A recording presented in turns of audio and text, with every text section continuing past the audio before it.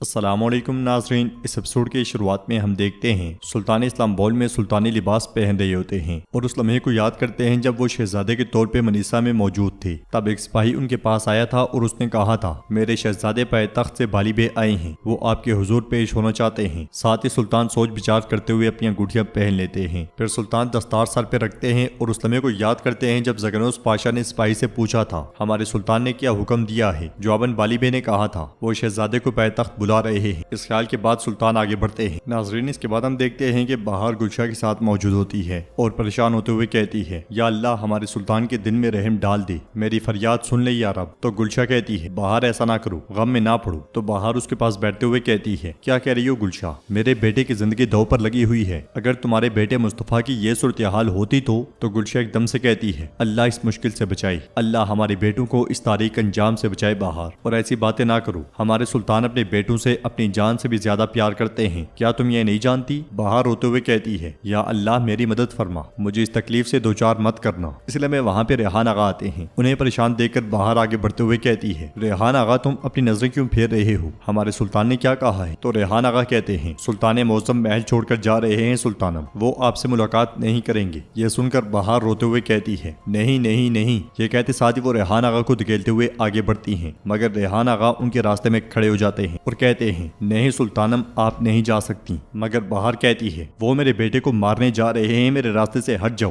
یہ حالات دیکھتے ہوئے گلشا اس کے پاس آتی ہے اور اس سے کہتی ہے، بہار بس کرو، یہاں آؤ۔ تو بہار کہتی ہے، سلطان محمد اپنے بیٹے کو قتل کرنے جا رہا ہے۔ یہ کہتے ساتھ وہ بیٹھ کر زاروں کی طرح رونے لگ جاتی ہے اور گلشا اسے حوصلہ دیتی ہے۔ باہر سے سلطان آگے بڑھ رہے ہوتے ہیں، ایک آواز گونجتی ہے، اگر بیٹا اور ریاست ترازو کے دو طرف کھڑے ہوں تو تب کون سا دل نہیں لرزے گا۔ سلطان آگے بڑھتے بڑھتے میدان تک جا پہنچتے ہیں، آواز مزید گونجتی ہے، بیٹے کے غم کی آتش اور ریاست کے مستقبل کی غم گزاری کیا زیادہ تکلیف دے گا؟ کون زندگی کی راہ دکھائے گا؟ موت کس کے نصیب میں ہے؟ خون کس کی تقدیر میں ہے؟ کیا نوجوان شیر ہمیشہ بوڑھے شیر کے سائے میں رہتا ہے؟ ان الفاظوں کے ساتھ ہی سلطان گھوڑے پر چڑھ بیٹھتے ہیں اور آواز گونجتی ہے، خون یا تو بیٹے کا ہے یا ریاست کا۔ سلطان محل سے نکل پڑتے ہیں، لیکن ہر قطرہ ہر ذرہ خون دل پر پہاڑ کے برابر باری ہے۔ سلطان محافظوں کے ساتھ آگے بڑھ رہے ہوتے ہیں کہ گلیوں میں دوغان اپنے چند آغاؤں کے ساتھ ان کے سامنے کھڑا ہوتا ہے۔ سلطان غضبناک نگاہوں سے دوغان کو دیکھتے ہوئے آگے بڑھتے ہی چلے جاتے ہیں۔ آواز مزید گونجتی ہے، محافظ دروازے پر ایک پتھر کی طرح سخت کھڑے ہیں، مگر جسے گزرنے کی اجازت ہوگی اس کا فیصلہ ریاست کے ہاتھ میں ہے۔ سلطان کو اس طرح سے گزرتا ہوا دیکھ کر دوغان بھی بہت پریشان ہو جاتا ہے۔ آواز مزید گونجتی ہے،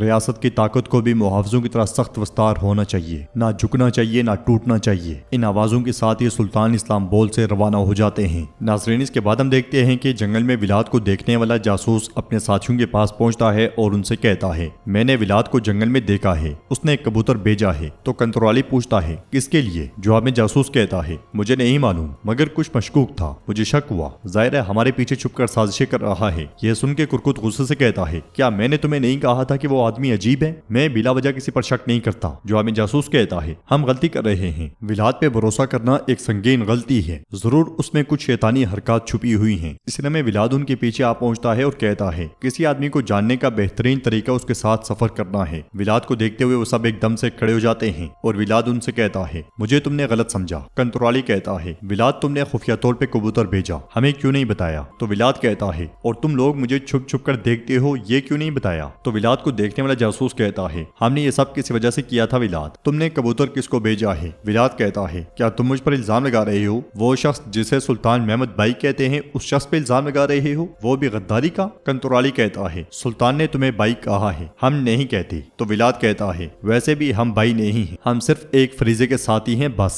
جاسوس اس سے کہتا ہے، بھروسے کے بغیر ساتھی ایک ساتھ سفر نہیں کر سکتے۔ ولاد کہتا ہے، ٹھیک ہے، یہ تمہاری روایت ہے، پہلے ساتھی پھر راہ۔ مجھے افسوس ہے میں اپنا تعارف ٹھیک طرح سے نہیں کروا سکا، میں ولاد ہوں، تیپش ولاد۔ یہ کہتے ساتھ وہ خنجر جاسوس کے گلے پہ تان لیتا ہے۔ یہ دیکھ کر سب جاسوس ہکے بکے رہ جاتے ہیں اور ولاد اسے گھورتا ہی چلا جاتا ہے۔ دوسری طرف سلطان خیمے میں پردے کے پیچھے بیٹھے ہوتے ہیں، اس لیے میں بایزید پردے کے سامنے آتا ہے۔ سلطان بغیر اس کی جانب دیکھ کے غصے سے پوچھتے ہیں، میں نے تمہیں فرمان کے ساتھ حاضر ہونے کو کہا تھا، لیکن تم بغاوت کے ساتھ کیوں آئی؟ بایزید کچھ کہنے لگتا ہے تو سلطان کہتے ہیں، میں نے بیٹوں کی پرورش کی تاکہ وہ میرے فرامین کو پورے جہان میں پھیلا سکیں، لیکن میرے بیٹے نے میرے حکم کی نافرمانی کی اور مجھے دنیا میں رسوا کر دیا۔ جواب دو بایزید، جواب دو۔ تو بایزید کہتا ہے، میں نے جولیا کو نہیں مارا، انہوں نے مجھ پر بہتان لگایا۔ سلطان پوچھتے ہیں، تو तुम इस वाक़ये में क्यों मुलव्वस हुए? क्या उन्होंने बिला वजह तुम पे बहतान लगाया है? फिर सुल्तान गरजते हुए कहते हैं, बायजिद मैंने कहा जवाब दो। रोते हुए बायजिद कहता है, मैं उससे मोहब्बत करता था। जब सुना कि उसे करमान ओगलो सुलेमान के साथ शादी पे मजबूर किया जा रहा है, मैंने उसे बचाना चाहा। सुल्तान कहते हैं, तुम कैसे इतने गाफिल और गुस्ताख हो सकते हो? हमने तुम्हें उस संजाक में भेजा ताकि दुश्मनों का खेल बर्बाद करो, लेकिन तुम उनके खेल को ना समझ सके। क्या तुम इस कदर गफलत में थे? वो भी उसके बाद कि मैंने तुम्हें असफंदियारी की बेटी से शादी के बारे में आगाह कर दिया था तब भी? बायजिद कहता है, मेरा दिल मेरी हिदायत नहीं सुन सका मेरे सुल्तान। कुछ देर सोचने के बाद सुल्तान कहते हैं, क्या तुमने इसीलिए मेरी नाफरमानी की? ये कहते साथ ही सुल्तान उठते हैं और पर्दे से आगे आते हैं। बायजिद कहता है,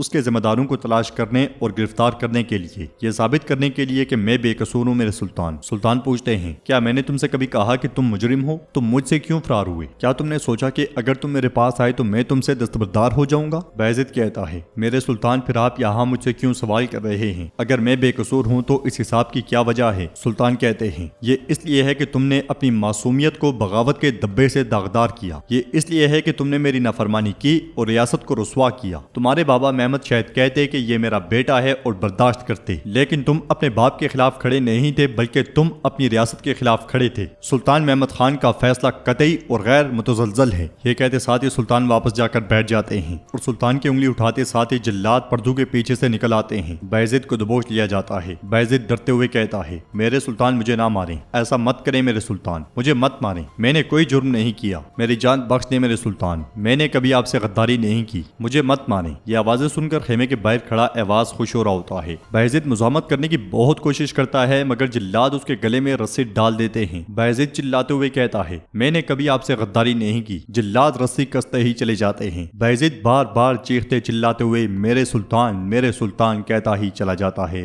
ये सब सुनते हुए बाहर खड़े महमूद पाशा थोड़े परेशान दिखाई देते हैं। दूसरी तरफ बाहर भी मुसलसल दुआएं मांग रही होती है। इधर इसहाक को भी जिंदान में डाल दिया जाता है। तकलीफ में बायजिद मुसलसल इल्तिजा कर रहा होता है, मेरे सुल्तान माफ कर दे मुझे, मेरे सुल्तान माफ कर दे मुझे, मैंने आपसे कभी बगावत नहीं की, मुझे माफ कर दें। बायजिद को तड़पते हुए देखकर सुल्तान को अपनी गर्दन में भी तकलीफ महसूस होती है। वो बहुत ज्यादा गमगीन दिखाई देते हैं। बायजिद चिल्लाते हुए कहता है, मैं अपनी तकदीर के पीछे चला गया था, क्या एक बेकसूर की जान लेना आपके लिए मुनासिब होगा मेरे सुल्तान?